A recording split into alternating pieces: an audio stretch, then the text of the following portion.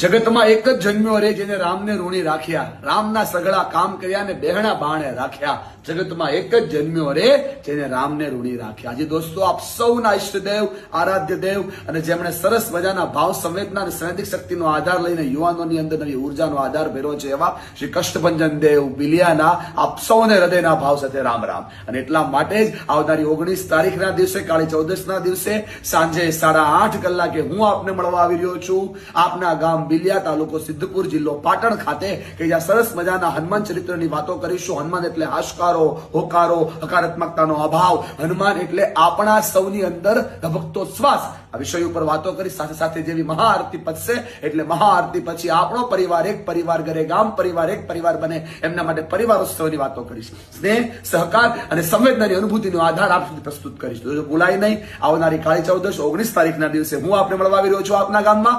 આપ